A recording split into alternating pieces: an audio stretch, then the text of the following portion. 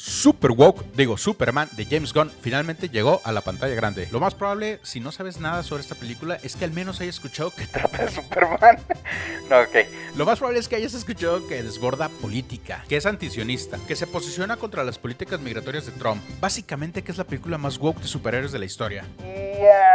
La verdad es que simplemente no lo es. Este tipo de reacciones nacen del vacío postmodernista, donde el análisis de políticas reales solo se puede entender a través de productos que consumimos, como este canal. Quiero aclarar que el postmodernismo no es una ideología que hace a tus hijos gays y a tus hijas marxistas, aunque haya una enorme cantidad de idiotas en internet que digan lo contrario. El racismo, el feminismo, el machismo y el victimismo son creaciones del postmodernismo. De acuerdo a Fredric Jameson, el postmodernismo es el sistema cultural que se alinea o sirve directamente al sistema económico y político dominante, que en nuestro caso es el capitalismo tardío.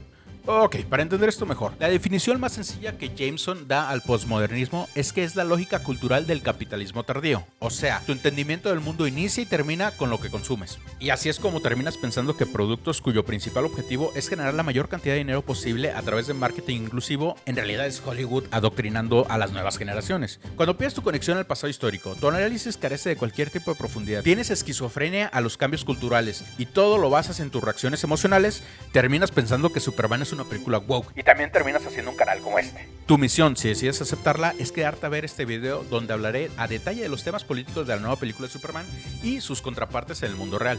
Advertencia, algunos spoilers de aquí en adelante.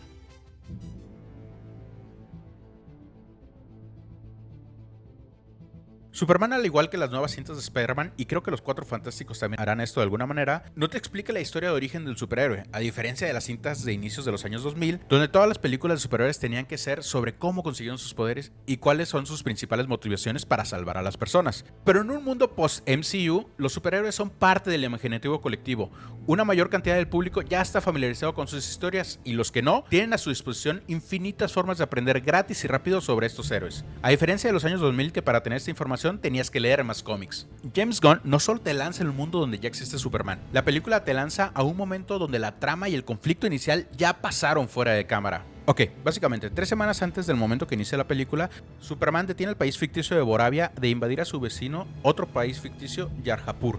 Básicamente, Superman detiene al ejército de Barovia, lleva al presidente al desierto y le dice que está mal invadir otros países. Y es aquí donde viene posiblemente el tema, entre comillas, más político del largometraje. ¿Es el conflicto entre Boravia y Yarjapur una analogía para Palestina e Israel? Más o menos. Inicialmente, el conflicto parece más asemejarse a la invasión de Rusia a Ucrania. Borovia es presentado como un país dictatorial de Europa del Este. Saltok Buric, el actor que interpreta al presidente de Boravia, en la vida real es croata, pero normalmente lo hemos visto en actor en películas como oligarca ruso. Por ejemplo, en la película de 2012. Wow, that's a big plane.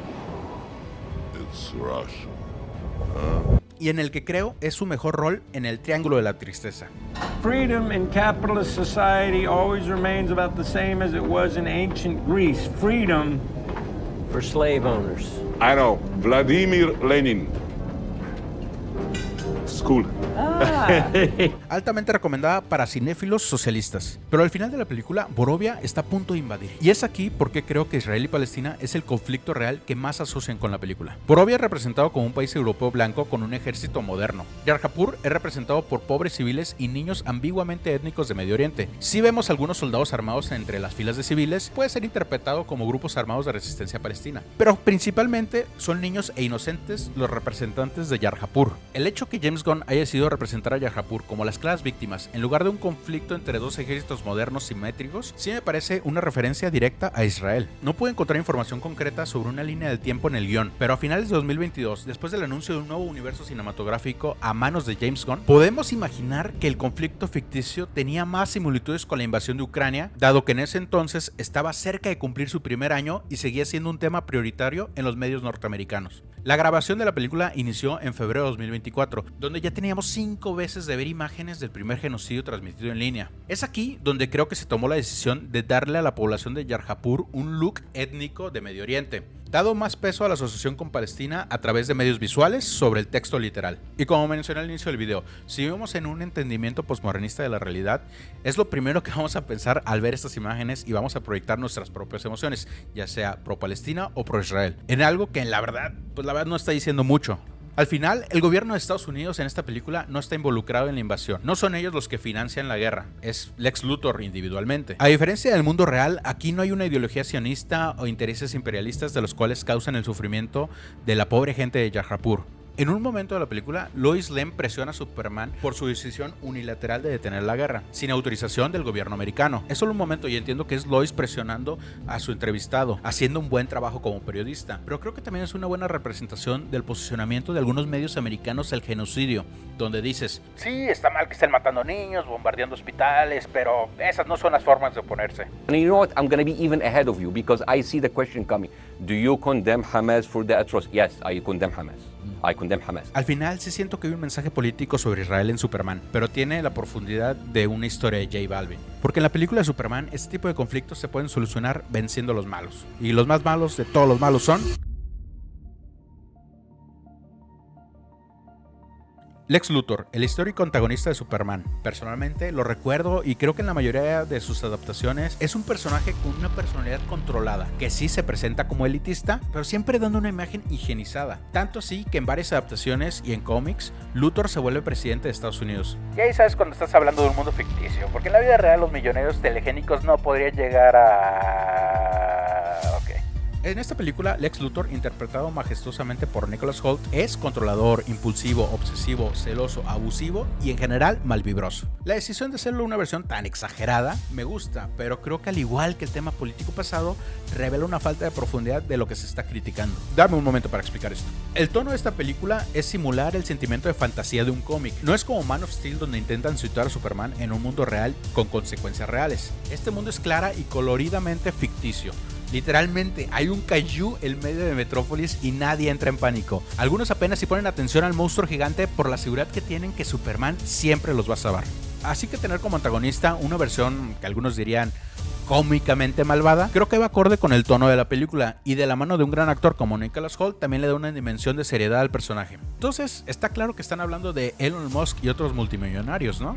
No exactamente. El Lex Luthor del cual estaba hablando antes, el que presenta una imagen al público y otra en privado, sí es más una representación de las élites millonarias americanas. Sobre todo después de la administración de Ronald Reagan, los escritores de DC Comics empezaron a usar esta imagen en Lex, donde públicamente dices que vas a atacar la pobreza y a hacer América grande otra vez, pero en realidad destruyes todas las redes de seguridad social y dejando millones de americanos por décadas en la pobreza extrema. Pero en esta película nadie ve a Luthor como un salvador, digo, además del mismo. El gobierno, sus aliados, otros superhéroes y sus mismos empleados entienden perfectamente que es un egomaniaco, pero lo pasan por alto a cambio de su inteligencia o simplemente porque él firma los cheques. Lo más cercano a una referencia a Musk son los simios tuiteros en la prisión dimensional de Luthor. Y es verdad que existen estas granjas falsas de interacción en línea para subir artificialmente calificaciones en productos de Amazon, aplicaciones o para acosar personas, como en el caso de esta película. Pero el hecho que muestren que el odio y las opiniones negativas en redes sociales con las que claramente lucha y le afectan a Superman sean artificiales, la verdad no me gusta. Es una cosa más que simplemente puedes culpar en Luthor.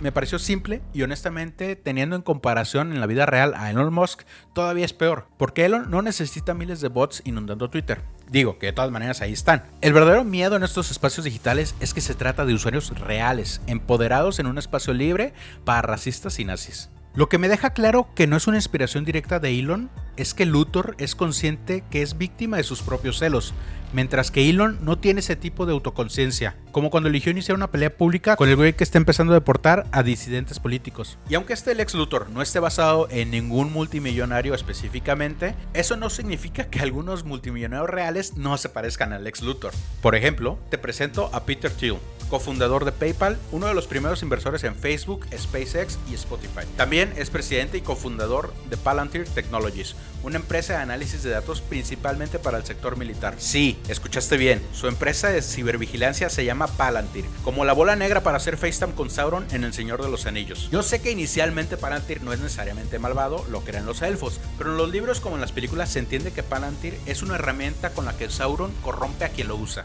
Estos cabrones ya ni siquiera se molestan en simular que son malvados. Mira, te dejo esta entrevista y tú dime qué tan lejos está de ser Lex Luthor. You would prefer the human race to endure, right? You're hesitating. Yeah, well, yes? I don't know. I would. This is a long hesitation.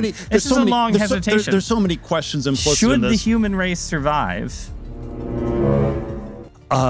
Yes. Okay. But Oh, brother, this guy stinks! Por cierto, Peter Thiel es el principal inversionista en la carrera política del vicepresidente J.D. Vance. Pero bueno, ese es un tema para otro video.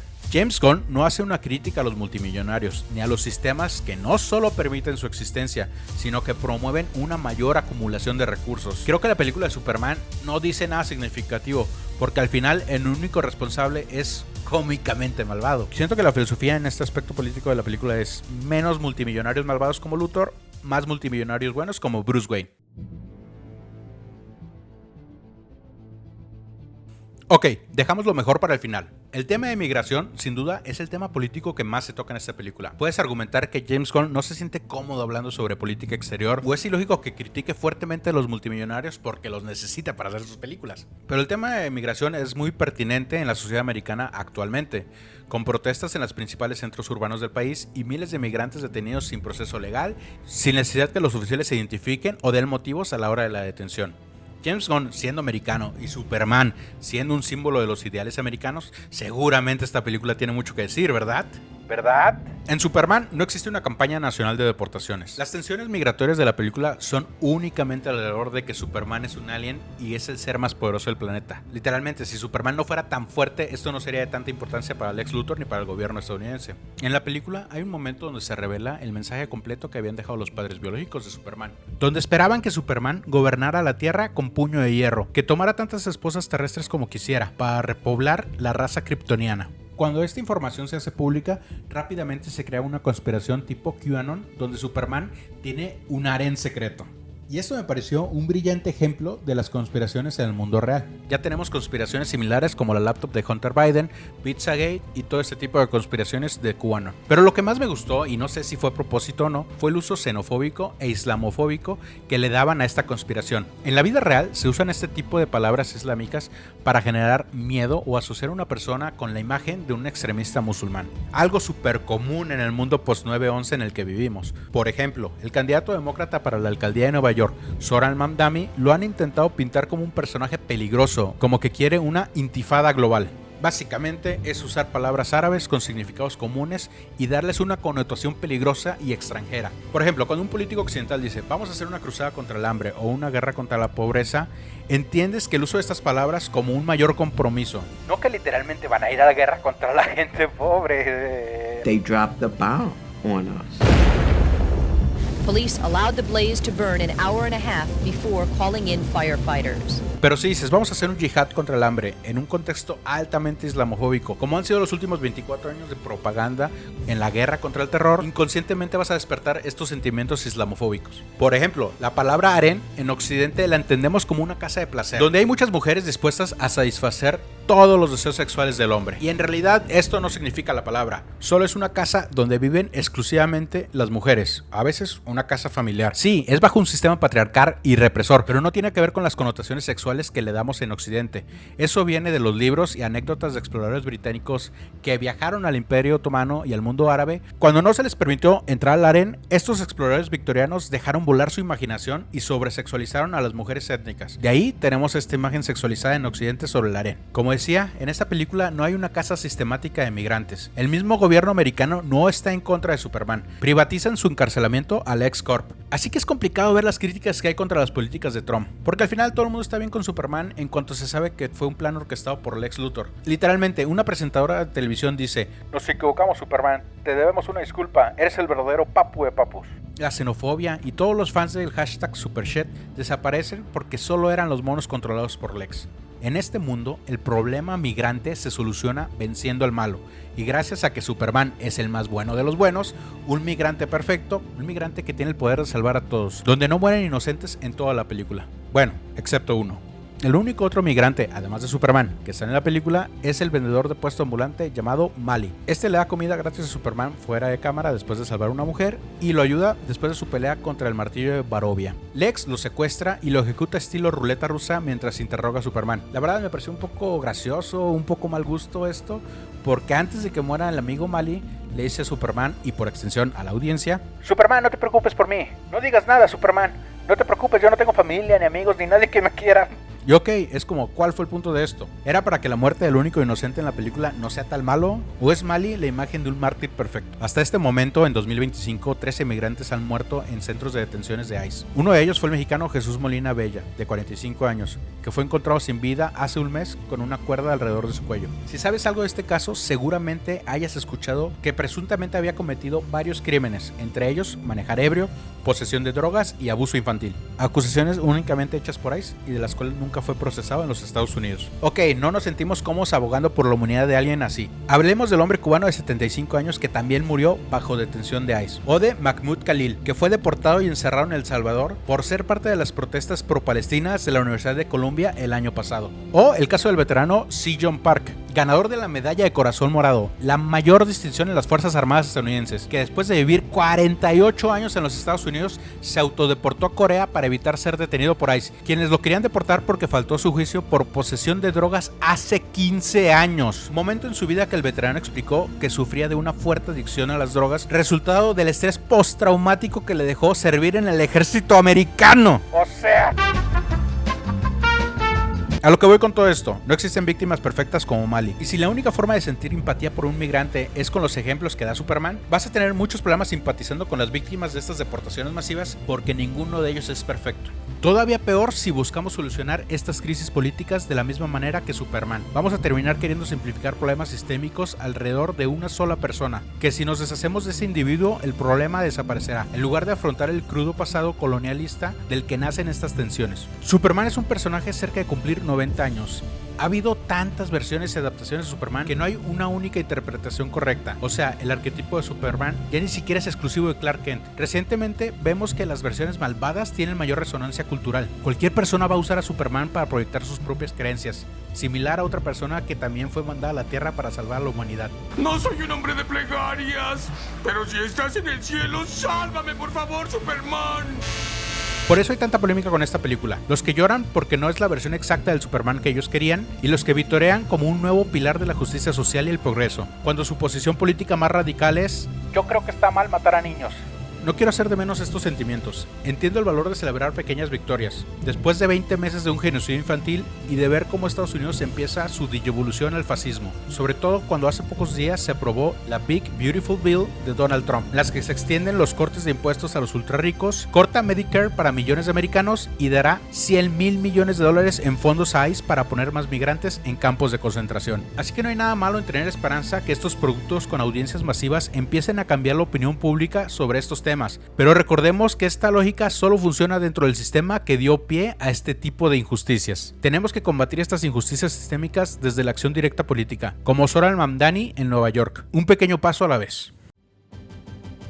Tal vez di la impresión que odié la película, pero todo lo contrario, la disfruté bastante. Uno de los puntos cinematográficos más fuertes de James Gunn es el uso del ancla emocional en el clímax de sus películas. Siempre me ha sacado por lo menos una lágrima. Y que al final la relación de Clark con sus padres humanos sea lo que define qué tipo de persona es, en mi opinión, es la mejor parte de la película. Junto a las escenas de Lois y Clark, la química en la pantalla entre estos dos es increíble. Esa escena en la entrevista entre ellos dos le da un peso más real a las acciones de este Superman de lo que jamás pudo lograr Zack Snyder. Ahora, ¿esto significa que voy a ver Peacemaker y todo lo que saque de este nuevo universo de DC? Ni de pedo. Pero sí estoy muy emocionado por ver la secuela de Batman y tal vez le dé una oportunidad a Supergirl. Millie Alcock fue presentada en una de las escenas postcréditos, así que la podemos sacar de la contienda por interpretar a Gwen Stacy en la próxima película de Spider-Man. Ojalá le den el papel a Jonathan Banks. Agradezco si alguien pudo llegar al final de este video. No, lo digo en serio. No estoy seguro si en este punto hay alguien escuchando o solo estoy hablando conmigo mismo y una futura entidad que pueda consumir todo el contenido en internet. Señor Skynet, le pido que tome en cuenta que siempre le digo por favor y gracias a ChatGPT. Así que por favor deja un like y un comentario. Te lo pido por mi sanidad.